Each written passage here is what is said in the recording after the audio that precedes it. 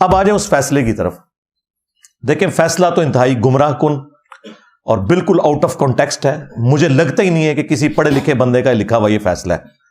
عام آدمی بھی اگر اسے پڑھ لے کہ بھائی مقدمہ کیا درج ہوا تھا, ایف آئی آر کیا درج ہوئی تھی, تم نے کان کو یہاں سے پکڑ کے کان کی بجائے کوئی اور چیز ہی جا کے پکڑ لی ہے اور اس میں سے کچھ اور نکالا ہے.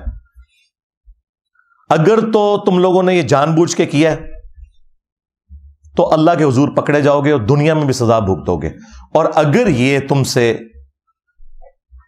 نادانی میں ہوا, اگنورنس میں ہوا, جہالت میں ہوا, اور ہم یہی حسن ظن رکھتے ہیں فی الوقت کیونکہ ابھی ریویو پٹیشن لگی ہوئی ہے, کل منڈے ہے 26 فروری 2024 کو ریویو پٹیشن سپریم کورٹ میں لگی ہوئی ہے. آدھا تو ان کا بخار اتر چکا ہے, جو پریس ریلیز آپ نے پڑھی ہے نا, اب وہ کلیریفیکیشن کر رہے ہیں اور پکڑ کے بات جیو کے اوپر ڈال رہے ہیں کہ بھئی جیو نے غلط رپورٹنگ کی ہے. جیو نے بالکل ٹھیک رپورٹنگ کی ہے بھائی, جو لکھا ہوا تھا وہی دکھایا ہے. تمہیں اگر یہ خطرہ تھا جو باتیں اب کر رہے ہو نا پریس ریلیز کے اندر, یہی باتیں اس میں بھی طریقے سے ہائی لائٹ کرنی تھی. ادھر تو تم نے اپنی بات کا رخ ہی کسی دوسری طرف کیا ہوا ہے. پوری کا پورا لگ رہا ہے کہ کوئی ایک پری پلانڈ قسم کا کوئی جواب لکھ کے رکھا ہوا تھا. جو اصل چیز تھی, جو اصل حقائق تھے, انہیں تم نے ایڈریس ہی نہیں کیا ہوا, اور پھر کہہ رہے ہو لوگ غلط رپورٹنگ کر رہے ہیں. رپورٹنگ بالکل ٹھیک ہوئی ہے. ہاں, مذہبی کارڈ جو یوز ہو رہا ہے میں اس کے خلاف ہوں. قانونی طریقے سے اس معاملے کو لے کے چلنا چاہیے. اور میرا خیال ہے سب سے بہتر جو جواب ریٹن میں دیا ہے وہ دیوبند کے جو مفتی ہیں تقی عثمانی صاحب, انہوں نے بڑے اچھے طریقے سے جواب دیا ہے, جذبات سے ہٹ کے. انہوں نے کہا مذہبی کارڈ یوز نہ کریں, ریویو پٹیشن ڈالیں اور ججز کو ایجوکیٹ کریں کہ یہاں انہوں نے مس ہینڈلنگ کی ہے, تاکہ وہ اپنے فیصلے کو ایڈریس کریں صحیح طریقے سے. یہ بڑا اچھا طریقہ ہے. مفتی منیب الرحمان صاحب نے بھی اچھی گفتگو کی ہے, لیکن اتنی وہ تفصیلی نہیں ہے. اس کے علاوہ وہابیوں کے علماء نے بھی گفتگو کی ہے, اور صحافی تو کئی ایک سامنے آئے ہیں جنہوں نے اس حوالے سے گفتگو کی ہے. بعض نے قاضی صاحب کے حق میں, بعض نے ان کے خلاف کی ہے. بہرحال اس کے اوپر سب کا کنسنسس ہے کہ مذہبی کارڈ کے طور پر اس کو یوز نہ کیا جائے, لیکن بعض علماء پھر بھی کر رہے ہیں, ڈائریکٹلی بھی انڈائریکٹلی بھی. ان کو بھی لگام دینے کی ضرورت ہے ان کے بڑے علماء کی جانب سے, سیدھی سی بات ہے. تو بیسیکلی یہ پاکستان میں جو چناب نگر, جسے وہ ربوہ بھی کہتے ہیں, وہاں ایک ختم نبوت فورم سے تعلق رکھنے والے ایک بھائی ہیں دیوبندی مکتب کے, محمد حسن معاویہ نام ہے ان کا, حافظہ اللہ تعالی. میری ان سے کل فون پہ بھی بات ہوئی, کچھ چیزیں میں نے ان سے ڈسکس کی اسی ایف آئی آر کے حوالے سے. انہوں نے اس حوالے سے یہ کمپین 2019 سے شروع کی ہوئی تھی کہ وہاں پبلکلی بھی قادیانیوں کے قرآن کا ترجمہ اور وہ جو حاشیہ ہے تفسیر صغیر وہ بانٹی جا رہی ہے. وہ آلموسٹ میں نے یہ 2-3 دن لگا کے ساری پڑھ لی ہے, تفسیر بھی اور قرآن حکیم کی. انہوں نے آیات کے جو ترجمے, جو کرٹیکل آیات 150-200 مجھے دیکھنی تھی وہ میں نے دیکھ لی. اس کے علاوہ اوور ویو بھی کیا. میرے نزدیک تو جو قادیانیوں کا ترجمہ ہے قرآن کا, جن جگہوں پہ انہوں نے صحیح ترجمہ کیا ہوا ہے اس سے تو ہمیں کوئی اختلاف نہیں ہے, لیکن درجنوں نہیں سینکڑوں جگہ انہوں نے صراحتاً قرآن حکیم کی تحریف کی ہوئی ہے اور کفری عقیدے لکھے ہوئے اس میں. تفسیر کے اندر بھی اور ترجمے میں بھی انہوں نے اس کو ٹیمپر کیا ہے, اس میں کوئی شک نہیں ہے.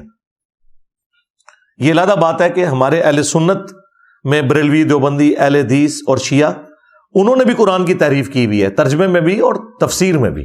ہاں دسنا وا میں آج یہ بھی دسنا وا, پابندی لگے گی سارا دن واواں گا.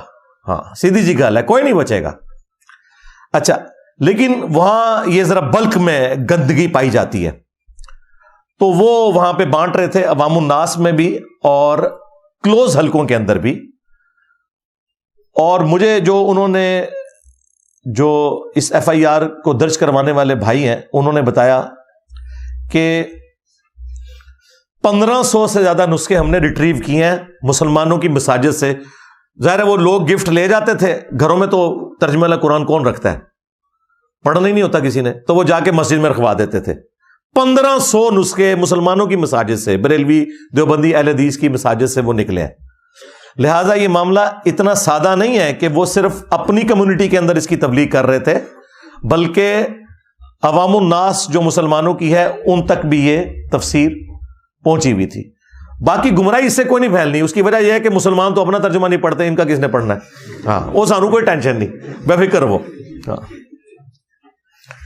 تو لیکن بہرحال ایک گمراہی تو پھیل رہی تھی، تو انہوں نے اس مقدمے کو اٹھایا، 2019 میں FIR درج کروانے کے لیے اپلیکیشن دی، لیکن وہی کوئی FIR درج نہیں کر رہا تھا، اس کو مختلف قانونی معاملات میں ڈالتے رہے، مختلف کمیٹیاں بنی، کرتے کرتے اس بندے نے ایفرٹ کر کے بالآخر 2022 میں کامیاب ہو گیا FIR کٹوانے پہ۔ 2019 سے 22 ہو گئے، ٹھیک ہے جی، FIR کٹ گئی۔ اب FIR کے اندر باقاعدہ لکھا ہوا ہے کہ اس کے اوپر جو مقدمہ ہے وہ قرآن ایکٹ 2011 کی روشنی میں کاٹا جائے۔ 2019 میں FIR کے لیے اپلیکیشن فائل ہو رہی ہے اور FIR کاٹی جا رہی ہے 2022 میں، لیکن پھر بھی اس میں لکھا ہوا ہے کہ 2011 کا جو قرآن ایکٹ ہے اس کے مطابق جو ہے نا وہ یہ مجرم ہے بندہ جو بھی یہ سارا کچھ کر رہے ہیں۔ اب جب سپریم کورٹ میں یہ پہنچی ہے، نچلی ساری عدالتوں سے اس کی ضمانت کینسل ہوئی، انہوں نے تسلیم کیا اور وہ ابھی تک قائم ہے کہ میں تقسیم کرتا ہوں، وہ اپنے جرم سے بھاگا بھی نہیں ہے۔ ظاہر ہے اس کا تعلق قادیانی اقلیت سے ہے۔ الٹیمیٹلی جب سپریم کورٹ میں پہنچا تو سپریم کورٹ نے بجائے یہ کہ FIR کو ذرا غور سے پڑھتے کہ اس پہ لکھا کیا ہوا ہے، وہ کسی اور طرف ہی چل پڑے اور انہوں نے کہا جی یہ تو دیکھیں FIR 2022 میں کاٹی گئی ہے اور جو قانون ہے وہ تو بعد میں اپلائی ہوا ہے، اس کے اوپر مسئلہ 2019 کا ہے، یعنی جرم 2019 کا ہے، اگرچہ FIR 2022 میں کاٹی گئی لیکن جو قانون ہے وہ 2022 کا ہے اور 2022 کا قانون 2019 کے جرم پر اپلائی نہیں ہو سکتا۔ بالکل ٹھیک ہے، لیکن بات اتنی سادہ نہیں ہے۔ 2019 میں جو FIR کے لیے اپلیکیشن دی گئی ہے اس میں لکھا ہوا ہے کہ قرآن ایکٹ 2011 کے مطابق اسے سزا دی جائے، لہذا 2019 سے بھی 8 سال پہلے کا وہ قانون ہے اور یہ پلی لے رہے ہیں 2022 کے قانون کی۔ بھائی 2011 کے قانون کی وہ پلی لے رہے تھے اور اس قانون میں 3 سال سزا تھی، 2022 میں تو وہ سزا بڑھ کے 9 سال ہو چکی ہوئی ہے۔ انہوں نے کبوتر کی طرح آنکھیں بند کر لی اور کہا کہ جی جرم ہوا 2019 میں، قانون بنا ہے 2022 میں۔ نہ، قانون 2022 میں نہیں بنا، قانون 2011 کا ہے اور FIR کے اوپر لکھا ہوا ہے، کوئی اندھا بھی پڑھے نا اسے پتا چل جائے گا۔ اور پھر کہا کہ اچھا وہ بھی مان لیا جائے تب بھی 6 مہینے اس کی سزا بنتی ہے۔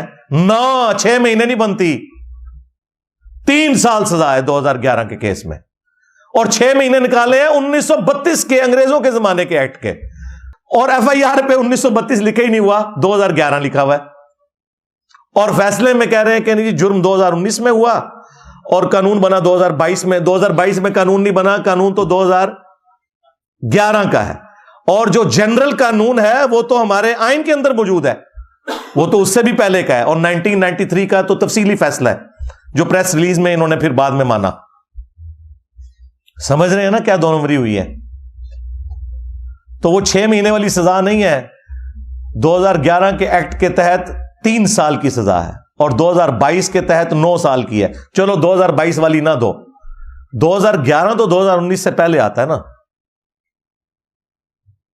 لیکن ان سب کو اوور لک کیا اور پھر رخ دوسری طرف پھیر دیا کہ جی پاکستان میں اقلیتوں کے حقوق ہونے چاہیے۔ بالکل، اللہ کے فضل سے سپریم کورٹ کی تو اب جرت ہوئی ہے نا یہ بات کرنے کی۔